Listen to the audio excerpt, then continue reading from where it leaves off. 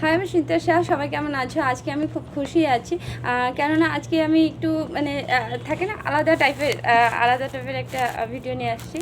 আম, আহ, দেখো, আমি হলো সবসময় স্কিন বা হলো এগুলো নিয়েই কাজ করি। আমি প্রফেশনালি হলো বিউটিশিয়ান। তবে হলো আমি কিছু টাইম পাইলে আমি পড়াই। আমার পড়াতে খুব ভালো লাগে। আমার ছেলে হলো কলেজে পড়ে, তো ওকে আমি পড়াতাম। মানে টিচার ছিল, তবে বাড়িতে গাইডনেস আমি দিতাম। তো আমাকে একটা পড়াতে ভালো লাগে, বা আগে ছোটো মোটো একটু অল্প স্বল্প টিউশনি পড়াতাম। এখন আমি একটা স্টুডেন্ট পড়াই। তো দুজন ক্লায়েন্ট আমাকে বলেছিল কি হলো আমার বাচ্চাদেরকে হলো পড়াবে নাকি। হ্যাঁ, তো আমি ওদেরকে বলছি কি হলো আমার তো সেরকম প্রপার টাইম নেই, তবে আমি যতক্ষণ অবধি আমি তোমাদেরকে প্রপার টাইম না দিতে পারি ততক্ষণ আমি তোমাদের জন্য ইউটিউবে আমি ভিডিও করে দেব। যদি আমার ইউটিউব থেকে হলো ভিডিও দেখে তোমাদের যদি পড়াতে কোনো সাহায্য হয় তাহলে আমি খুব খুশি হব। হ্যাঁ, তো আমার ভিডিওটাকে ফলো করবা পড়ানোর জন্য। আর অ্যাকচুয়ালি হলো আমি বেসিক এখন যেটা পড়াচ্ছি সেটা হলো ক্লাস 3-র স্টুডেন্ট। তবে আমি বেসিক মানে টিচার, মানে একদম ছোটো ছোটো বাচ্চাদেরকে পড়াতে আমি খুব ভালোবাসি বা আমার খুব ভালো লাগে।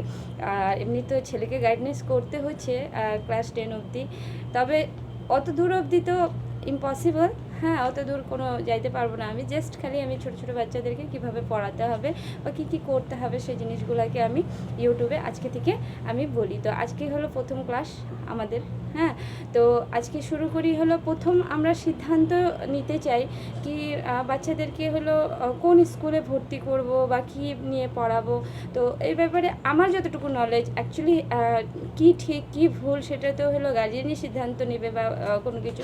তো আমার যেটা নলেজ আছে সেটার মধ্যে আমি এতটুকুনি বলবো কি হলো বাড়িতে যেটা কালচার আছে বা বাড়িতে হলো সবসময় যে কালচারটা আছে বা মা যে জিনিসটা জানে, সেই জিনিসটাকে নিয়েই ভাবাটাই বেশি ভালো। ল্যাঙ্গুয়েজ, দেখো ল্যাঙ্গুয়েজ কিন্তু ইফেক্ট করে না সেরকম কোনো ব্যাপারে। সে ইংলিশ হোক, হিন্দি হোক, বাংলা হোক, যে কোনো এমন হয় না কোনো সময় কি হলো আমি বাংলা মিডিয়াম থেকে পড়ছি তো আমি ভবিষ্যতে গিয়ে আমি ইংলিশ পড়তে পারবো না, এরকমও হয় না। বা আমি ইংলিশ পড়ছি তো ভবিষ্যতে বাংলা পড়তে পারবো না, এরকম হয় না। বা আমি হিন্দি পড়ছি তো ভবিষ্যতে আমি হিন্দি বা ইংলিশ বাংলা এরকম পড়তে পারবো না, এরকম হয় না।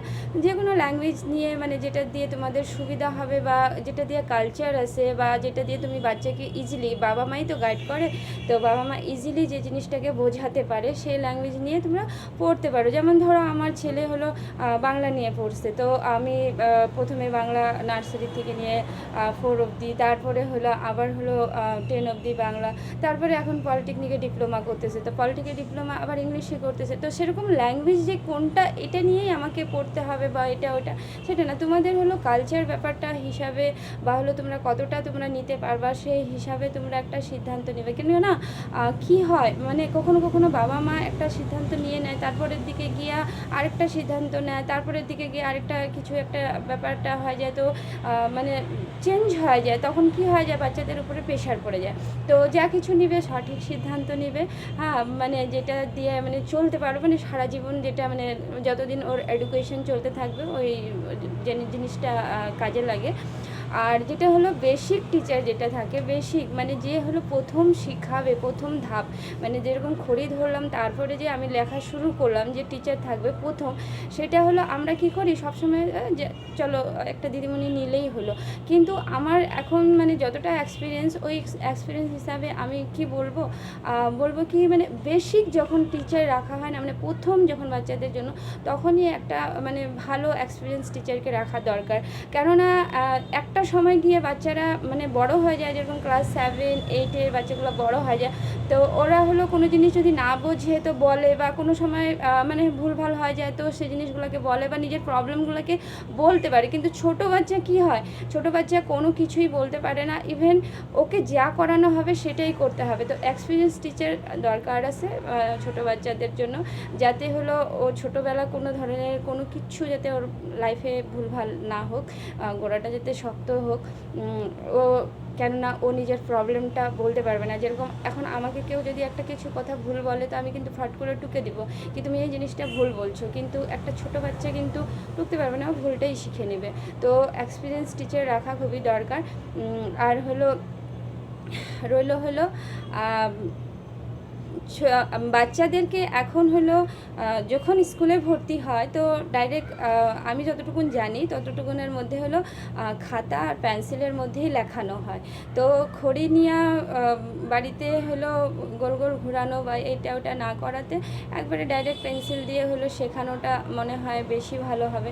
যেমন ধরো আমি বলছি, এই যে ধরো এটা হলো আমার স্টুডেন্টের খাতা, ইংলিশ খাতা, দেখা যাচ্ছে নাকি?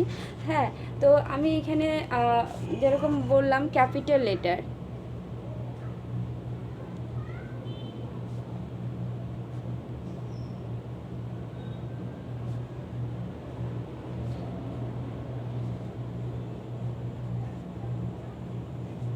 যেরকম ধরো আমি এখানে বললাম ক্যাপিটাল লেটার লেখো, দেখা যায় না, যাই হোক ক্যাপিটাল লেটার বললাম A to Z, ঠিক আছে। এবার হলো ক্যাপিটাল লেটারের মধ্যে আমরা প্রথমে হলো A কে শেখাবো। তো A কে শেখানোর জন্য প্রথম আমি কি করব, আমি এই যে প্রথম আমাদের হলো এটার মধ্যে দেখা যাচ্ছে না, তো আমি এই সাদা খাতা নিচ্ছি। সাদা খাতার মধ্যে যদি দেখা যায়, এই যে এরকম সাদা খাতা নিলাম। ইংলিশ খাতার মধ্যে এরকম 3টা লাইন থাকে, এই সাদা খাতার মধ্যে আমি 3টা লাইন করে নিতেছি, 1 2 এই যে 3।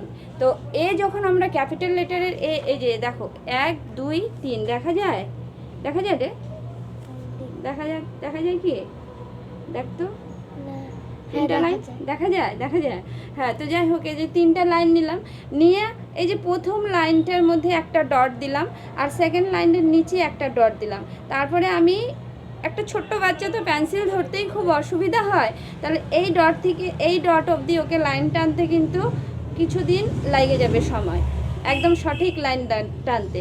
তো প্রথমে এ শেখানোর জন্য এখান থেকে এখানে এইভাবে করে লাইন টানাটা হলো কয়দিন শেখাতে হবে, রেগুলার, মানে 2 দিন। তারপরেরটা হলো আমি কালকে বলবো। আজকের জন্য টাটা, আমি পড়াচ্ছি এখন, টাটা।